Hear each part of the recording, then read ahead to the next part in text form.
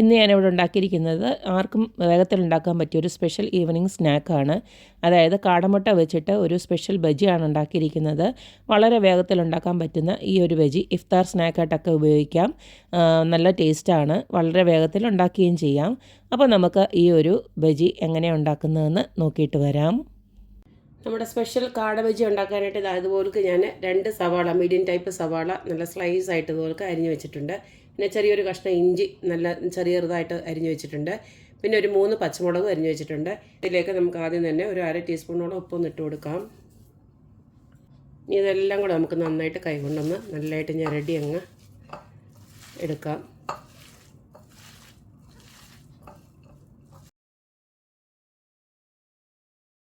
ഒരു 10 മിനിറ്റ് ഇത് ഇവിടെ ഇരിക്കട്ടെ. അതിന് ശേഷം നമുക്ക് ബാക്കിയുള്ള മാവ് ഒക്കെ ഇട്ട് കൊടുത്തതിനൊന്ന് ഒരു ബാറ്ററാക്കി ആക്കിയെടുക്കാം.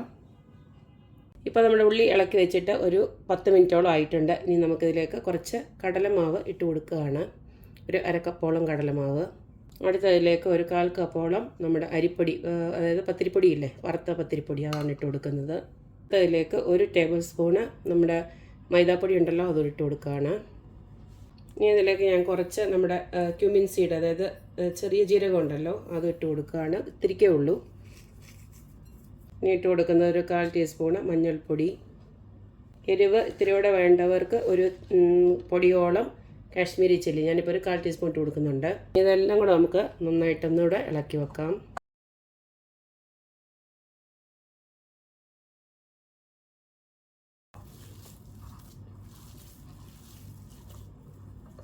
ഇതുപോലെ ആക്കി വെക്കുമ്പോൾ നിങ്ങൾക്ക് ഇൻ കേസ് ഇത് വെള്ളം കൂടുതലാന്ന് തോന്നുവാണെങ്കിൽ കുറച്ചുകൂടെ അരിപ്പൊടി ഇട്ട് കൊടുത്തേച്ചാൽ മതി. ഇപ്പോൾ കറക്റ്റാണ്.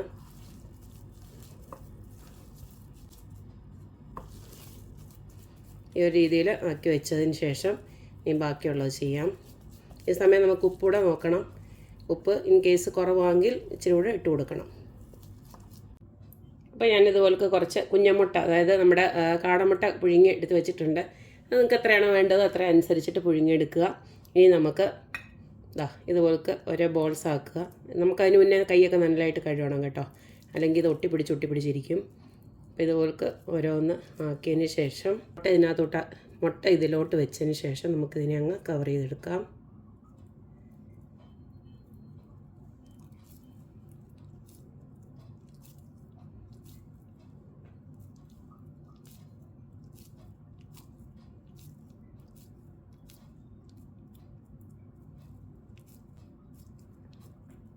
ഈ ഒരു രീതിയിൽ നമുക്ക് എല്ലാത്തിനും ആക്കിയെടുക്കാം.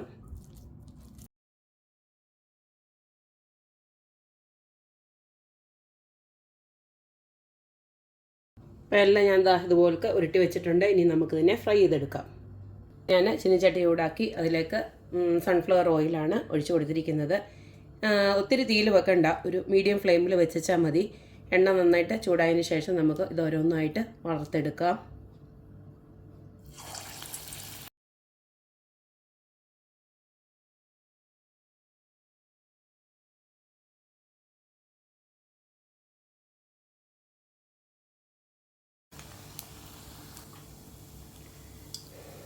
രണ്ട് വശം നന്നായിട്ടൊന്ന് മുരിഞ്ഞതിന് ശേഷം നമുക്കിതിനകത്തുനിന്ന് കോരി മാറ്റാം. ആദ്യമായിട്ട് 1-2 എണ്ണം ഇത്തിരി ഒന്ന് കരിഞ്ഞു പോയി. കാരണം കണ്ണൊന്ന് തെറ്റിക്കഴിഞ്ഞാൽ തന്നെ ഇത് കരിഞ്ഞു പോകും. ഒരു ഗോൾഡൻ ബ്രൗൺ ആകാവും. ഇതാണ് കറക്റ്റ് പരുവം. അല്ലെ ഉള്ളിയല്ലേ അതിൽ കരിഞ്ഞ ചവ വരും. ഇനി നമുക്ക് ബാക്കിയോടെ വറുത്തെടുക്കാം.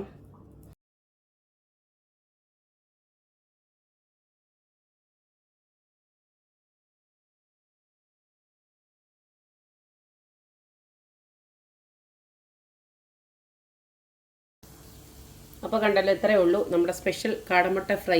ഉള്ളിവട രീതിയിൽ ഒരു കാടമുട്ട ഫ്രൈ, അതായത് ഉള്ളിവടയുടെ ചെരുവകളൊക്കെയാണ് നമ്മൾ ഇതിനകത്ത് ഇട്ടിരിക്കുന്നത്.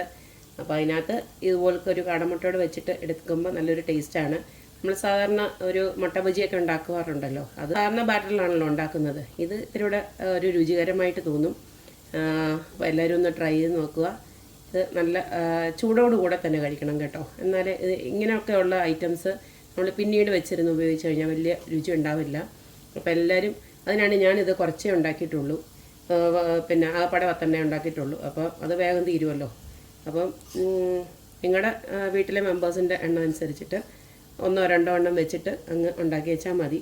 കൂടുതലാക്കി കഴിഞ്ഞാൽ വെച്ചിരുന്ന് കഴിച്ചു കഴിഞ്ഞാൽ ഇപ്പോൾ കഴിക്കുന്നതിൻ്റെ ഒരു ടേസ്റ്റൊന്നും ഉണ്ടാവില്ല. അപ്പോൾ എല്ലാവരും ഇതൊക്കെ ഒന്ന് ട്രൈ ചെയ്ത് നോക്കുക, അഭിപ്രായങ്ങൾ അറിയിക്കുക. അപ്പോൾ എപ്പോഴും പറയുന്ന പോലെ തന്നെ എൻ്റെ റെസിപ്പീസ് ഇഷ്ടമുള്ള എല്ലാവരും please like, share and subscribe. അപ്പോൾ ഇനി ഒരു അടിപൊളി വീഡിയോ ആയിട്ട് വരുന്നവരേക്കും ബൈ.